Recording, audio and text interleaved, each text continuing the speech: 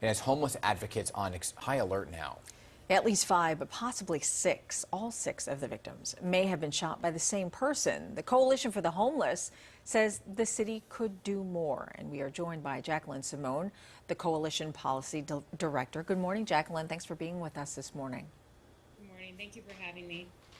Well, these attacks on the homeless have been a reoccurring problem, really, before and even during the pandemic when we reported on several fatal stabbings. So are these attacks on the rise? There's a long history, unfortunately, of people being the victims of violence because of their housing status. I think that too many of us take for granted the fact that when we go to sleep at night, we have a door that locks and we don't have to worry about strangers coming up to us and doing us harm. And unfortunately, in recent years, anti-homeless sentiment and the dehumanization of our neighbors without homes is on the rise, which certainly fuels these attacks. You know, we say often that people who are homeless are more likely to be the victims of crimes than the perpetrators, and this is another tragic reminder. We were here back in 2019 when a series of homeless New Yorkers were killed while they were sleeping in Chinatown. Right. And then and now we are calling for the same solutions. Yeah. We need to ensure that every person has housing. Absolutely. But in the wake of these specific attacks, right? Starting, when we first heard about this weekend, what steps are the coalition doing to make sure that people who are homeless remain safe? Yeah, so Coalition for the Homeless has been around for 40 years, and we operate 11 direct service programs as well as advocacy. So we have a nightly mobile soup kitchen that is out on the streets 7 nights a week, serving about 1,000 people who are sleeping on the streets or who are facing hunger. And we're ensuring that people know what's going on, spreading awareness of what's happening and connecting them to resources, Right. making sure they know about shelters if they want to use those.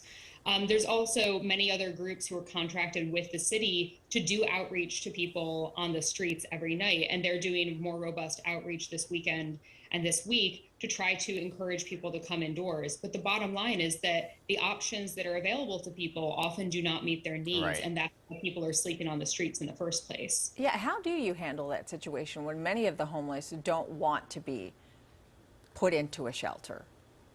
Yeah, so New York City has a right to shelter, and it's vitally important. It's why, the vast majority of homeless New Yorkers are sleeping in shelters and not on the streets. That's not the case in most other cities around the United States. However, the shelters are very intimidating for many people, especially for single adults. There are large congregate facilities where you might be sharing a room with a dozen strangers, and adding on the layer of a pandemic, that can be not a conducive or safe environment for some people. So what we do at the coalition is we use the lessons from serving 3,500 homeless and low-income New Yorkers every day, and then use that to inform our advocacy work. So we're calling for better solutions and better options so that people will come indoors, because we know that people might not go to a large congregate shelter, but they would be willing to accept a single occupancy hotel room or ultimately permanent housing. The mayor was out over the weekend saying that he was trying to urge more and more homeless to get off the streets in light of what's happening this weekend. He also launched a program last month to get the homeless out of the subways, right? And then into some of those shelters. So I'm listening to you very carefully talk about some of the anxieties that some folks might feel about going to the shelter. So is the coalition working with the city as part of a safety program to get people into the hotels and not into a shelter? So we've been trying to urge the city, even with the prior administration, to expand access to low barrier shelters, as we say. These are typically facilities that might have single occupancy rooms or sometimes one roommate.